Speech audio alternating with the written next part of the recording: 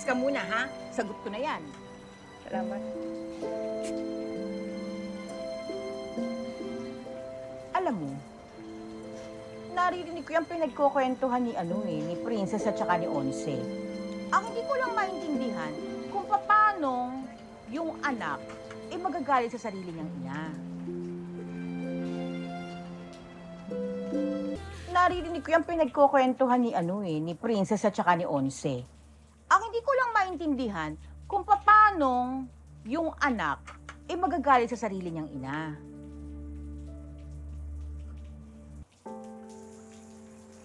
Gets ko naman siya. Pero sana magets niya rin ako.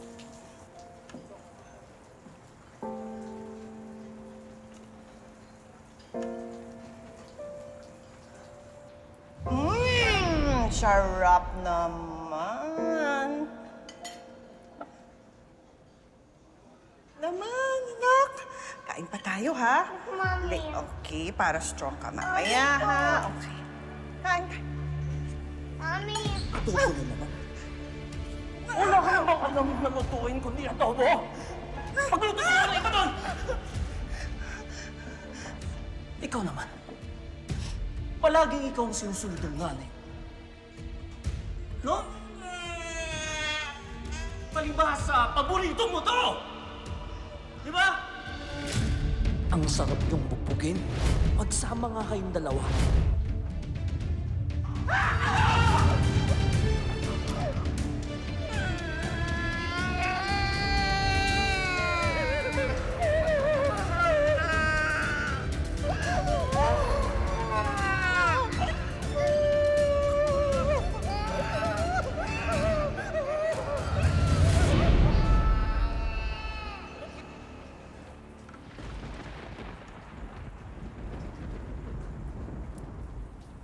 Ay.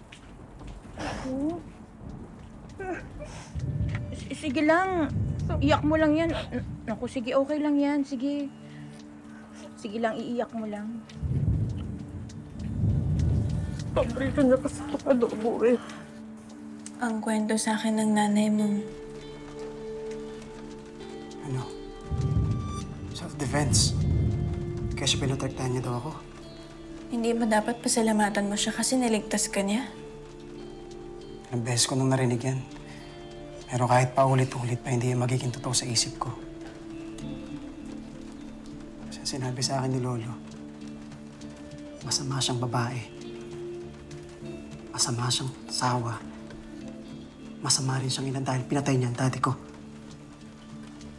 Dahil pinagkaitay niya ang sarili niyang anak ng isang pamilya. Mas gugustuhin ko pa mabulok dito kaysa makasama siya.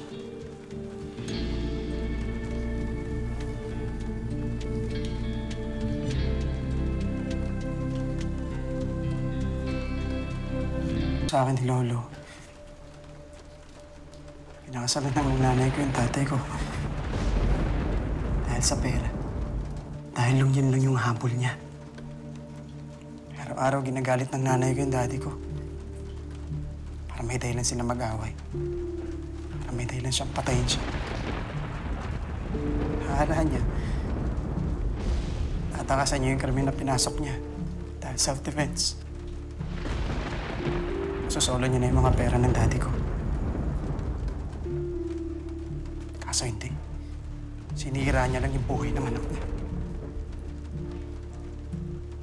Pinagkaitan niya lang ako ng pamilya. Pero, ayaw mo bang malaman yung side ng nanay mo? Ayaw mo ba siyang bigyan ng kahit isang oras lang ng buhay mo? Ayaw mo bang magkananay, Xavier? Ayaw mo siyang mas makilala? Alamin sa sarili mo kung masama talaga siya. Kung sinasabi mo na nagsisinungaling yung lolo ko. Ha? Xavier, hindi sa ganun. Ang sinasabi ko, may sarili kang isip. Pwede kang mahusga gamit ang sarili mong judgment, hindi yung dinidikta lang ng ibang tao sa'yo. Tingnan mo yung sarili mo ngayon. Nakakulong ka dito. Pero ang pinaglalaban mo, wala kang kasalanan. Kasi alam mo yung totoo. At yun ang version mo na pinili nilang magpakinggan. Kaya ka nagdudusa ngayon dito. Xavier, paano kung pareho lang pala kayo ng nanay mo? Paano kung... Pinatay niya pa rin yung daddy ko. Tapos! Xavier, kung sabihin ko sa'yo na ikaw pa rin ang may hawak ng mga marijuana, tapos, tanggap mo ba yun? E paano kung pinatay ng nanay mo yung tatay mo? Matatanggap mo ba yun?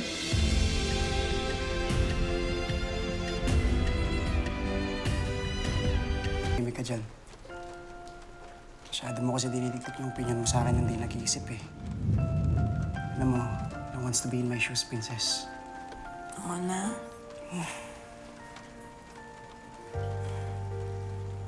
Gusto ko lang sanang hingin sa'yo. Consider mo rin yung point ko.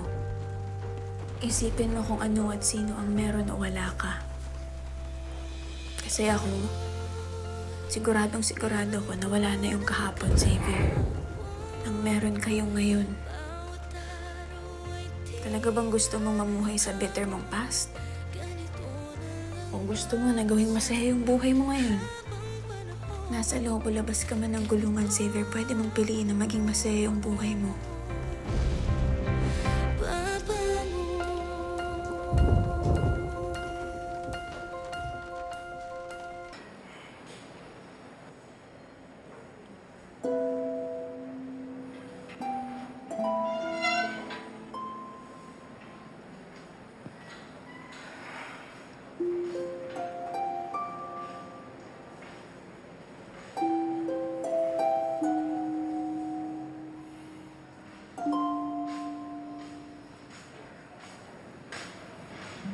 Anak.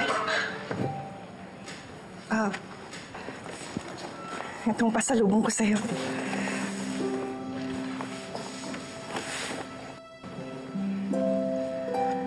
Anak, naikwento na sa akin ni Princess ang lahat na nangyari. Buti nakalabas kayo. Kamusta nang lagay mo? Okay lang ako. Salamat at pinayagan mo na makipagkita sa akin. Alam mo, tuwang-tuwa ako nung nabakasakali ako pagkatapos namin mag-usap ni Princess. Salamat at pumayag ka na dalawin kita.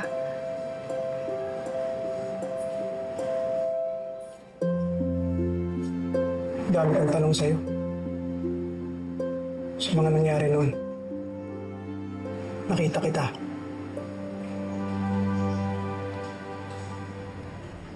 Ang daming dugo.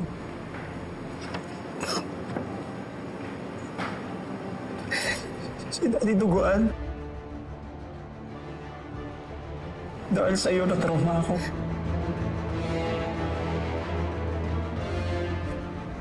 Sama ng loob ko sa'yo. I'm sorry, anak. Patawarin mo ako, anak. Hindi ko kailangan ng sorry mo. Gusto ko malaman yung totoo. Yung totoo, yung sagot sa mga tanong ko galing mismo sa'yo.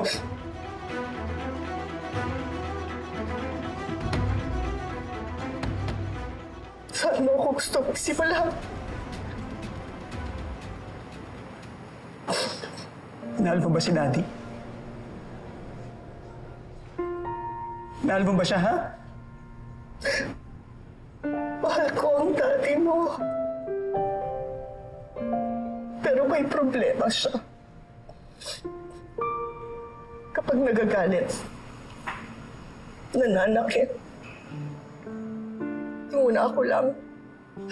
Pero tinanggap ko. Nagtiis ako kasi nga mahal na mahal ko siya. Habang tumatagal, palala siya ng palala. Tumalas ang pananakit niya. Bakit hindi ka humingi ng tulong? Bakit hindi ka nagsabi kay Lolo? Ginawa ko, anak. Ginawa ko, pero walang nakinig sa akin.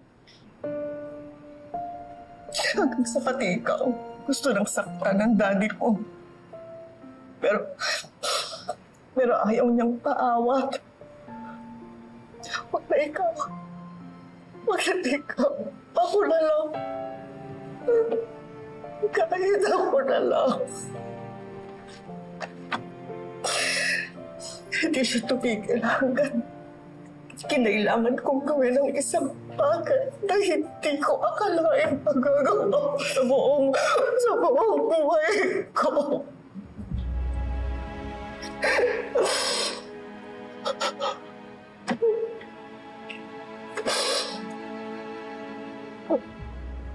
Nawalan ako ng daddy. Pati ng mama. Hindi ko na maibabalik ang lahat. Sana kaya ko. Sana panipihitin ang nakaraan. Pero wala na akong magagawa.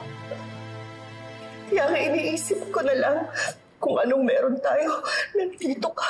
Nandito ako. May panahon pa tayo para sa isa't isa, anak. Hindi na ako mawawala sa buhay mo.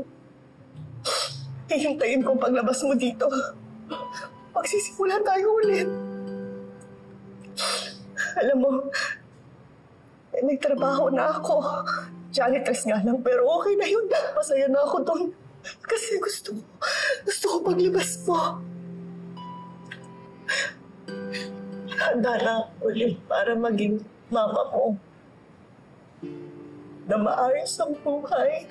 May marangal na trabaho.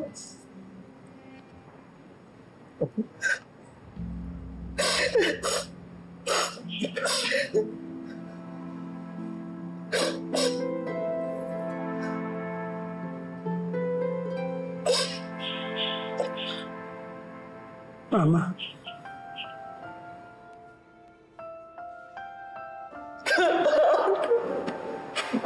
Ang tagal ko gusto marinig yan sa'yo, anak. Anak. Anak ko. Anak ko. Salamat, anak.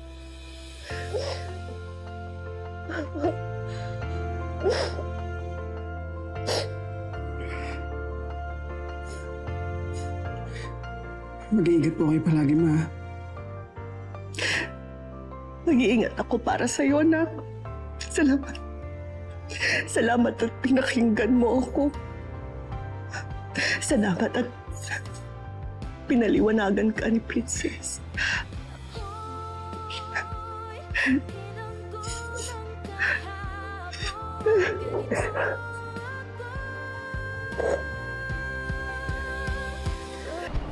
Basta, hindi mangyayari ang kinakatakutan niyo dahil walang magsasabi kay Shardin at Raymond ang totoo.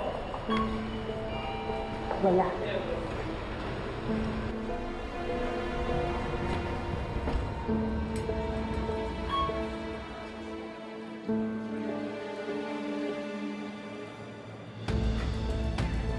Good morning. Good morning. Good morning.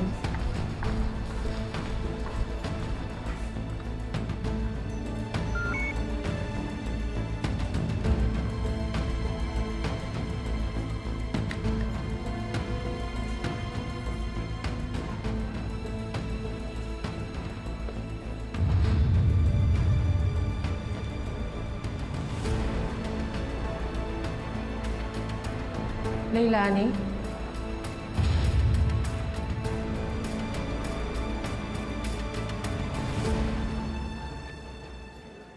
Leilani, ikaw nga! Kumusta ka na? Tagal ka na ba nakalaya? Kailan lang? Dito ka ba nagtatrabaho? Ikaw, anong ginagawa mo dito? Dito yung opisina ko. Nagtatrabaho ko sa Cristobal's Flight School. Teka, matagal ka na ba dito? Unang araw ko. Tignan mo nga naman, after all these years, dito pa tayo magkikita. Masayang-masaya ako para sa'yo na nakalaya ka na. Nahirapan lang akong mag-adjust sa buhay sa labas. Pero okay na to. Kesa naman sa loob. Kumusta nga pala yung anak mo? Naalala ko na kwento mo sa akin noon nung nasa kulungan tayo. I'm sure binata na siya ngayon. Oo. Nagkita na kami at nagkausap na kami. Yung anak mo, kamusta na? Magkasama pa ba kayo? Mabuti bang lagay ninyong dalawa? Hindi mo ba naisip na...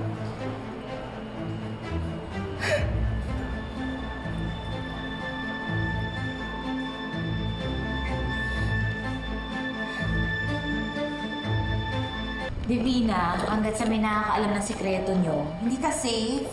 Sino magsasabi sa atin? Ikaw lang may alam. Ako, tayong dalawa. Hindi, may kinukwento ka sa akin noon yung nagpaanak sa inyo ni Charlene sa kulungan. Si Leilani. O nasa na yung babaeng yun? Ewan ko, sa kulungan. O baka patay na. See, you can never can tell. Itigil mo na nga yung pangungulit mo. Basta hindi pwede malaman ni Raymond. Hindi. Okay?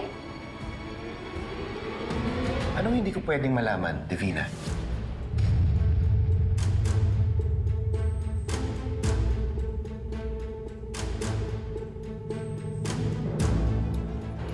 Leilani, okay ka lang ba? Bakit ka umiiyak? Charlene, may kasalanan ako sa'yo. Kasalanan?